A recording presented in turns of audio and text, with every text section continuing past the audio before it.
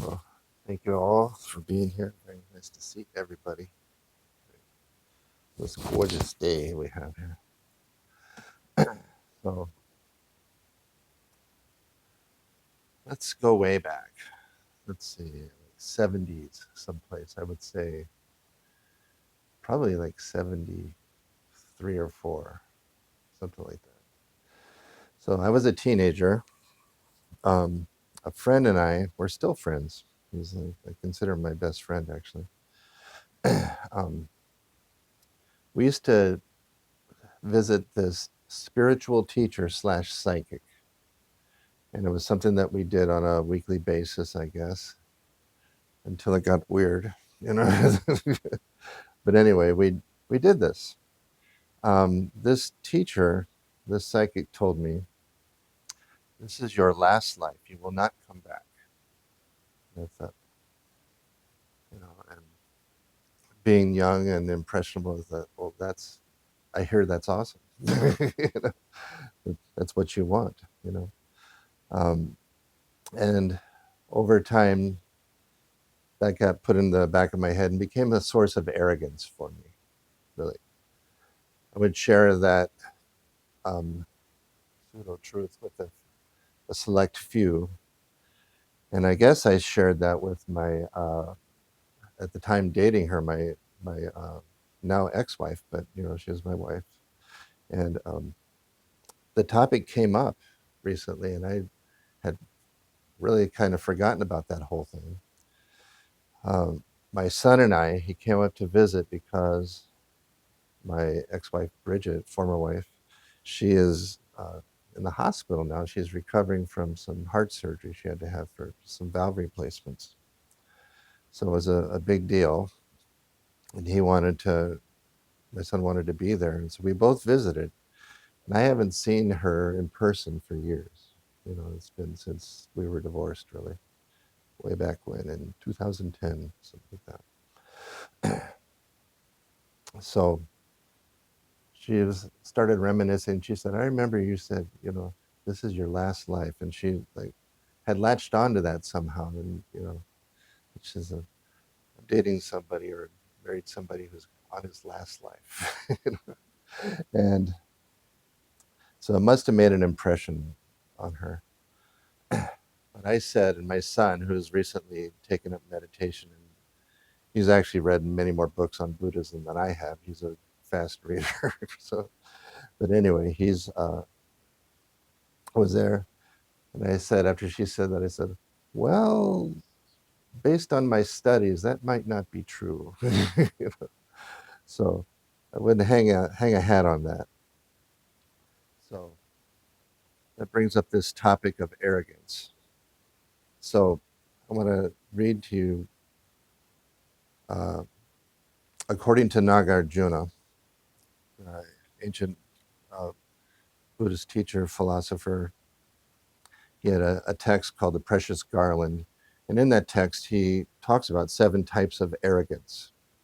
The first is called arrogance. It is where one thinks oneself is even inferior to the inferior, equal to the equal, or greater than or equal to the inferior. Secondly, it is presumptive arrogance for one to presume that one is equal to someone who is better. Third, if one presumes oneself to be even better than one's betters, this is arrogance beyond arrogance.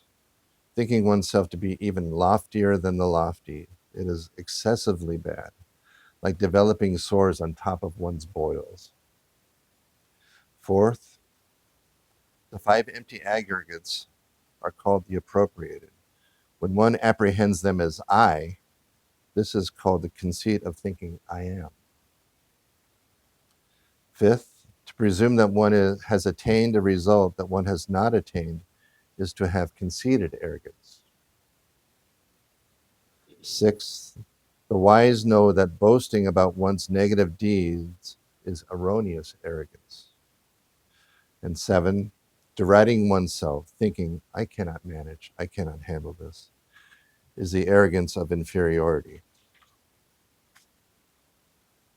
Now, as we practitioners work on ourselves and meditate and are studying and practicing the path, we can have this thought: I'm practicing, I'm meditating. I have an advantage over others. There are people that don't do that. Most people don't. I do that. So, and in your practice, it's a natural outcome, some of the fruits of practice, to have some positive affirming experiences that accrue. You sense your concentration is deepening. You feel more centered. You aren't as reactive to things. And you may develop, as a result, a bit of pride in your practice, a little bit of arrogance. But everything has another side, right? As meditation practice progresses, one may also find that you recall some of your past bad deeds. These things come up and are like right in front of you. Things that you're not all that proud of. Deeds that you may be embarrassed to admit. Basically, it's the opposite of arrogance. You might recall a time when you stole, that time when you cheated, that time when you lied, the time when you were negligent, the time you didn't speak up for yourself or a loved one. You come face to face with this not so nice side of yourself. And this thought may arise: oh Lord, I actually did that. I did those things. I feel awful. I feel terrible that I was responsible for those things. And it becomes this sense of spiritual shame. Now, read it from the actual book. There's a sutta in the Itivuttaka that these are the words of the Buddha, so hands in Hapchong. It's called the Bright Protectors, or the Sukkadhamma Sutta. This was said by the Lord: Bhikkhus, these two bright principles protect the world. What are the two? Shame and fear of wrongdoing. If, bhikkhus, these two bright principles did not protect the world, there would not be discerned respect for mother, or maternal aunt, or a maternal uncle's wife, or a teacher's wife, or the wives of other honored persons, and the world would have fallen into promiscuity as with goats, sheep, chickens, pigs, dogs, and jackals. But as these two bright principles protect the world, there is discerned respect for mother, for a maternal aunt, or a maternal uncle's wife, or a teacher's wife, or the wife of other honored persons. Those in whom shame and fear of wrong are not consistently found have deviated from the bright route. They are led back to rebirth and death. But those in whom shame and fear of wrong are consistently ever present, peaceful, mature in the holy life, they put an end to renewal of being. And so ends the reading.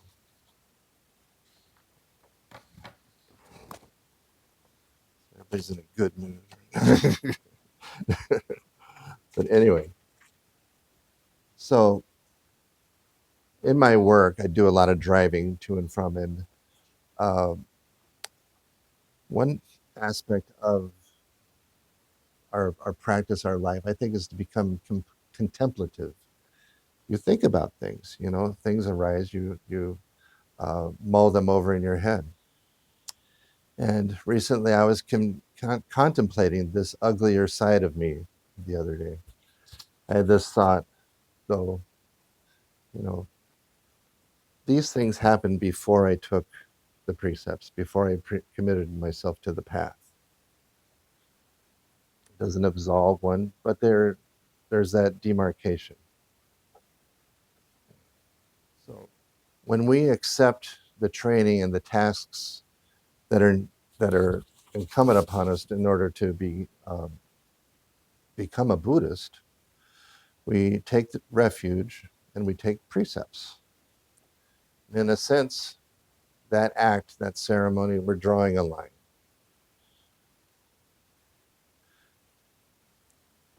On one side of the line, after having taken the precepts, we've made this commitment to do good, to avoid evil, and to purify the mind. At least to be cognizant of that. That's the path that we're on. On the other side of the line, there's nothing good or bad about being on that other side, but we haven't made that distinction. We haven't made that distinction of doing good, avoiding evil, and purifying the mind. So when we go through this ceremony to become ordained a lay Buddhist, we accept the training and tasks, as I said, that we take refuge in the Buddha, Dharma, and Sangha. And this is done 3 times. As a matter of fact, in our weekly meditation practices, we open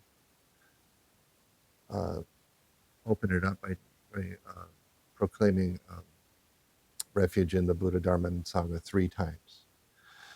Now, I've not come across any one good explanation that, why 3 times? I heard at one point in the early history of the path, of the Buddha path, that was what was needed in order to become a Buddhist. You declared, I take refuge in the Buddha, I take refuge in the Dharma, and I take refuge in the Sangha. And it's repeated 3 times. And it's like this. Okay, we're going to take refuge in the Buddha, the Dharma, and the Sangha. Okay. And look around, everybody's still here. Okay. One more time. Refuge in the Buddha, Dharma, and the Sangha. Okay, one last time. This is it. We take refuge in the Buddha, Dharma, and the Sangha. And now you're Buddhists, okay? And so, but I think a better explanation of why we do that is to imprint upon our minds the importance of this, the significance of this. And after taking refuge, we agree to the 5 precepts, Panca Sila. Okay. The first, no killing, the commitment to refrain from killing any living beings. We commit to no stealing, the commitment to refrain from taking what has not been given freely.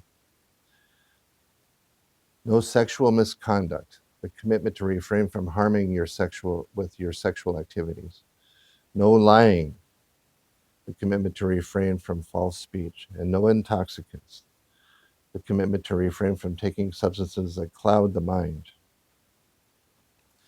Now, the Panca Sila, the 5 moral precepts, are the foundation of a certain part of the Noble Eightfold Path. And that is right speech, right action, right livelihood.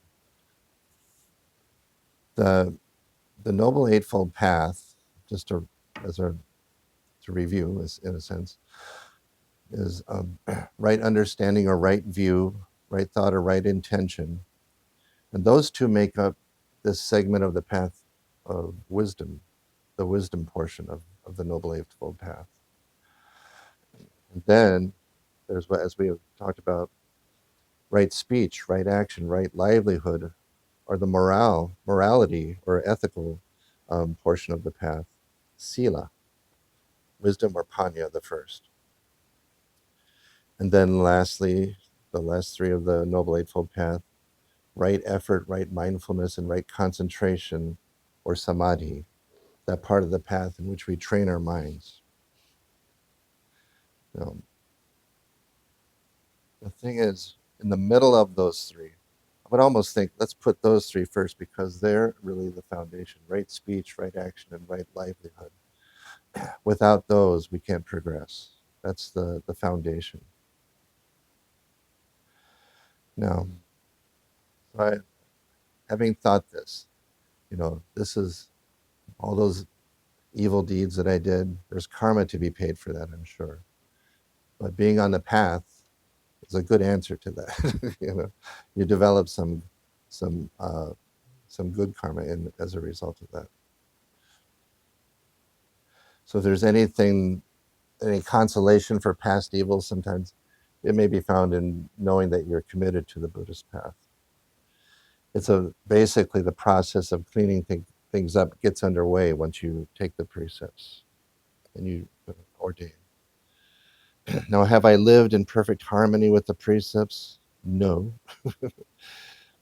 But having them as guidelines definitely is your your um, your steering wheel in a sense. It helps you right yourself.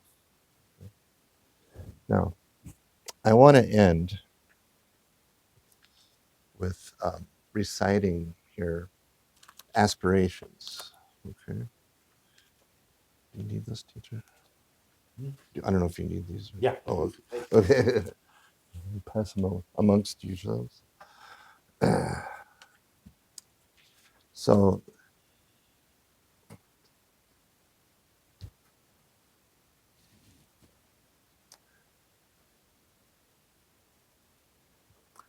these aspirations, I think, are a good way also of acknowledging, that you have shortcomings, right?